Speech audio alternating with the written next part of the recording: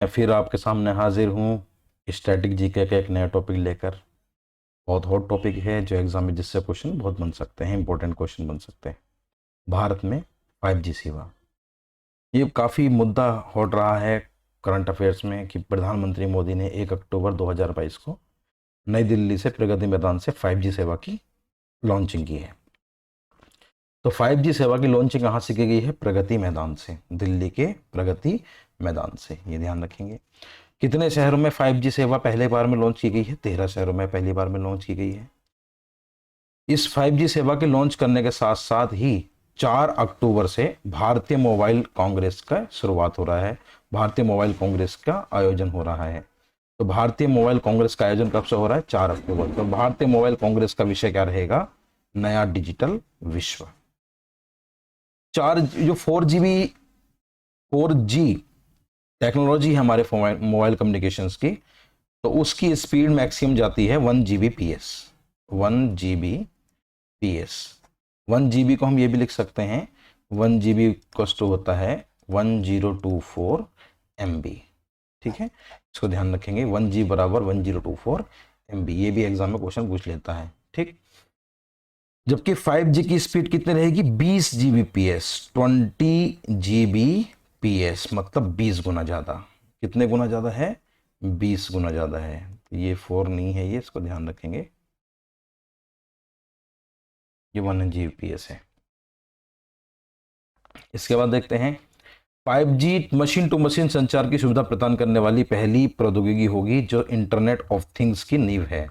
अब internet of things क्या है ये देखेंगे जरा। अगर आपने ध्यान दिया हो तो प्रधानमंत्री मोदी ने 1 अक्टूबर को जब 5G लॉन्च किया था तो दिल्ली में बैठे बैठे ही, एक बूथ से बैठे बैठे ही स्वीडन के अंदर एक कार चलाई थी। तो यहां से भी ध्यान रखना, वो कार कहाँ चलाई थी? स्वीडन में। स्वीडन, स्वीडन में चलाई थी। तो स्वीडन में यहां से बैठे बैठे कार चलाई थी। इसका मतलब इंटरनेट 5G के माध्यम से हम इतना फास्ट इंटरनेट के यूज के माध्यम से हम अपनी ऑटोमेशन भी कर सकते हैं, अपनी इलेक्ट्रॉनिक चीज़ों को कंट्रोल कर सकते हैं कहीं भी दुनिया में बैठे हुए। हम उसमें CCTV कैमरा, सिक्योरिटी कैमरा से कंट्रोल कर सकते हैं, कंप्यूटर से कंट्रोल कर सकते हैं, कोई भी इलेक्ट्रॉनिक डिवाइस से कंट्रोल कर सकते हैं, कोई भी ट्यूबलाइट्स, फैंस वगैरह जितने भी हमारे घर में इक्विपमेंट्स होते हैं उन सभी को हम कंट्रोल कर सकते हैं। इसी को क्या कहा जाता है? Internet of things. फिर ध्यान रखना है कि 5G स्पेक्ट्रम की नीलामी कौन करता है? 5G स्पेक्ट्रम की नीलामी करता है TRAI, telecom regulatory authority of India. ये भारत में टेलीकॉम इंडस्ट्री को कंट्रोल करने वाली अथॉरिटी है। नेक्स्ट और वेरी इंपॉर्टेंट पॉइंट यहाँ पे ध्यान रखना है कि जैसे कि अगर आप ध्यान रखेंगे, आपको अगर कभी पढ़ा हो तो कि जो हमारा 2G और 3G है, तो आपने 2G में देखा होगा कि एक GSM नाम आता था, एक CDMA नाम आता था, एक WCDMA नाम आता था। इस तरह के नाम आपने देखे होंगे, या LTE नाम देखा होगा, ये अपने नाम देखे होंगे। ठीक है, तो ये टेक्नोलॉजी के नाम हैं, 2G और 3G टेक्नोलॉजीज के नाम हैं। ठीक, ऐसे ही क्वेश्चन पूछा जा सकता है कि 5G की जो किस टेक्नोलॉजी पर आधारित है? तो 5G आधारित है OFDM टेक्नोलॉजी पर। OFDM का मतलब क्या है? Orthogonal frequency division multiplexing. दोबारा देखो, ऑर्थोगोनल फ्रीक्वेंसी डिवीजन मल्टीप्लेक्सिंग। तो 5G किस तकनीक पर आधारित है? OFDM पर आधारित है। आगे देखते हैं।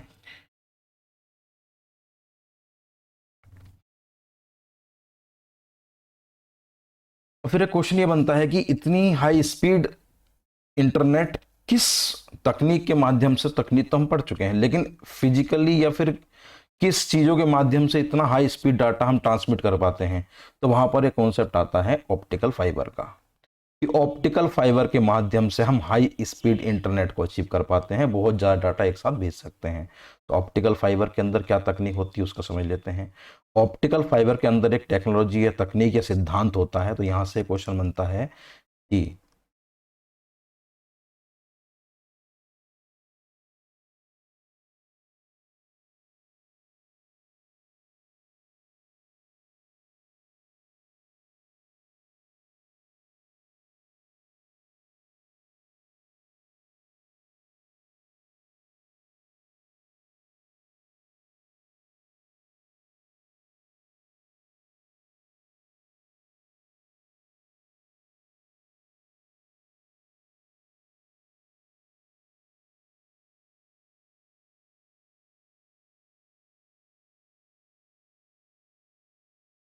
तो देखिए फिर यहाँ पर पूर्ण आंतरिक परावर्तन का एक सिद्धांत होता है,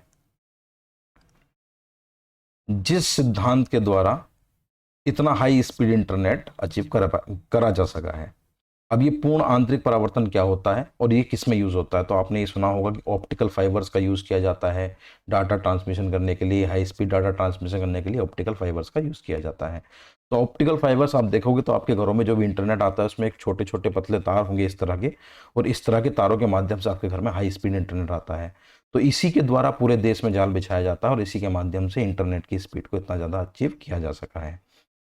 अब इसके अंदर कौन सा सिद्धांत कार्य करता है? तो उसका नाम है पूर्ण आंतरिक परावर्तन या टोटल इंटरनल रिफ्लेक्शन, TIR। ये भी लिखा दिख जाएगा कभी आपको, टोटल इंटरनल रिफ्लेक्शन। अब ये टोटल इंटरनल रिफ्लेक्शन क्या होता है?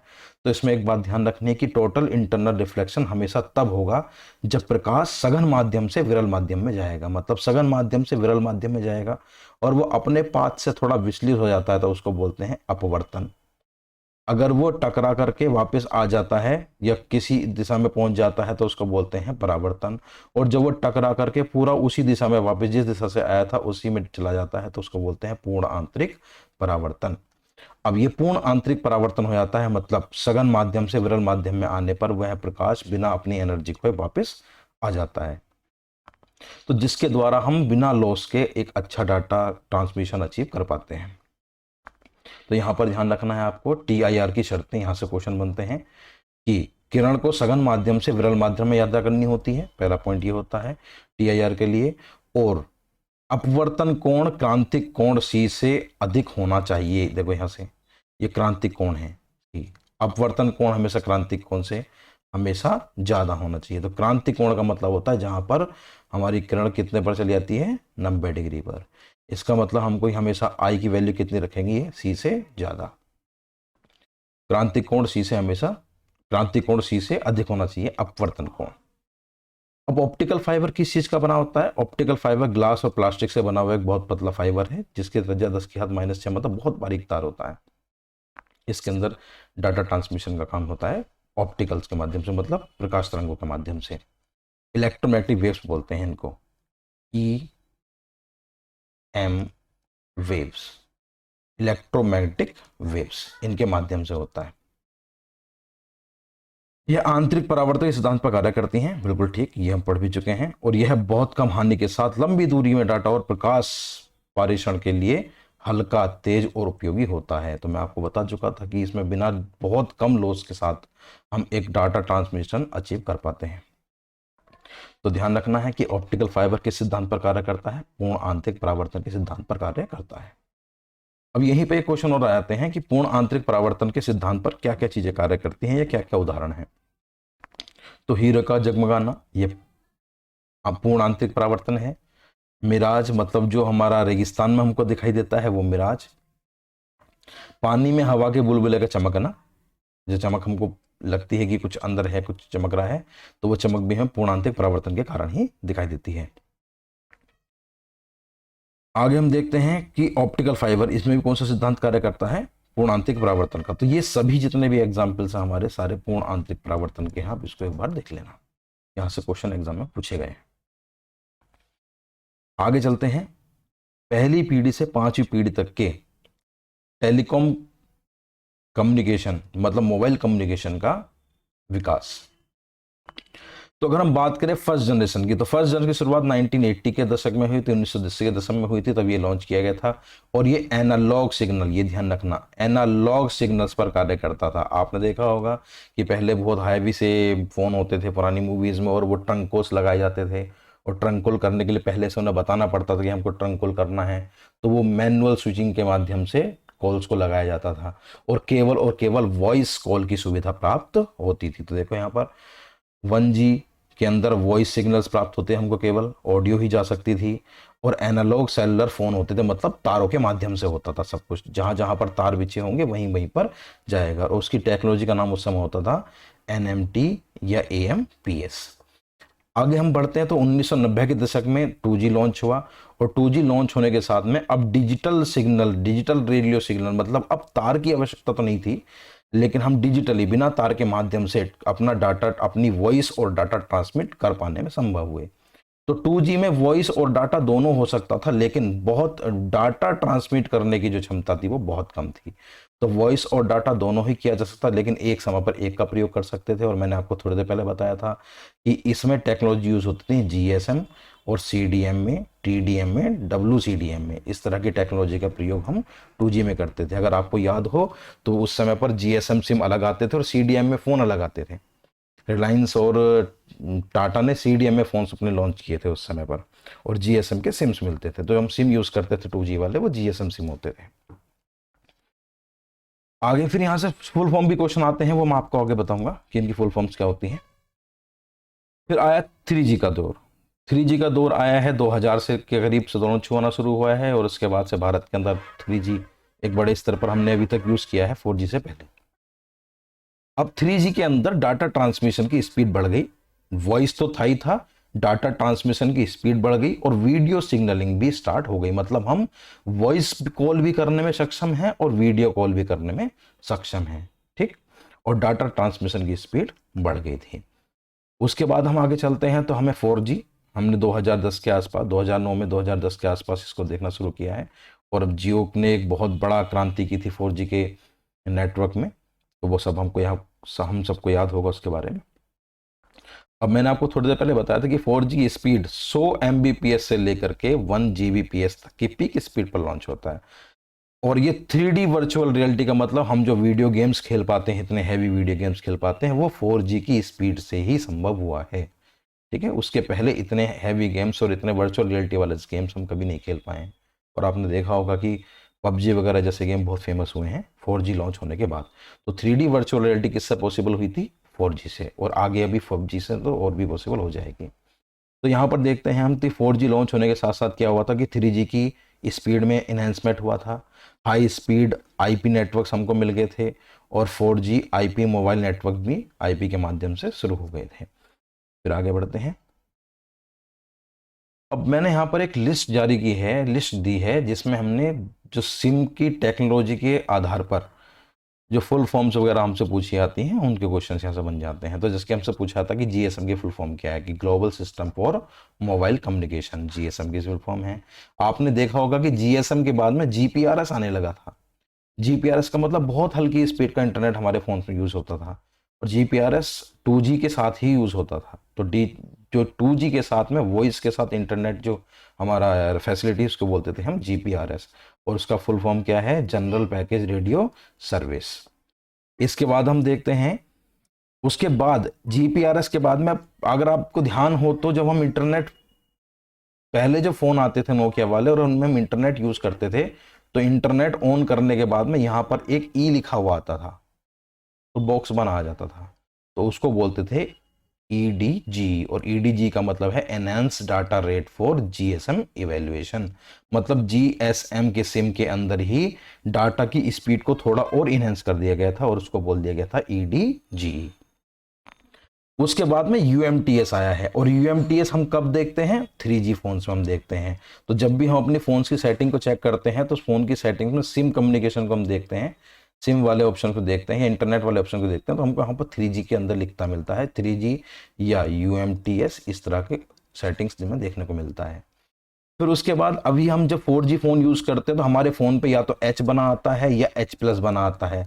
इस H और H+ की फुल फॉर्म क्या होती है वो देख लेते हैं। H होता है HSPA, मतलब हाई स्पीड पैकेज एक्सेस, और HSPA+ का मतलब है high evaluated high speed package access. तो मतलब इसकी अलग अलग फ्रीक्वेंसीज को और इम्प्रूव कर दिया गया है, ताकि जिसकी वजह से स्पीड और इनहेंस हो सके। तो ये सब एक ही हैं, 4G के ही वर्जन्स हैं अलग अलग, ठीक। तो 4G स्पीड में क्या यूज होता था? H का मतलब HSPA। 3G में क्या यूज होता था? UMTS। 2G में क्या यूज होता था? EDG। और आगे बढ़ते हैं, हमने देखा होगा LTE। 4G के अंदर ही हमने देखा है LTE। अब ये LTE, ये कंप्लीट 4G वर्जन था। ये अभी तक हमारा जितना भी चल रहा था, ये हमारा 3G में चल रहा था। 3G का इनहेंस वर्जन थे ये।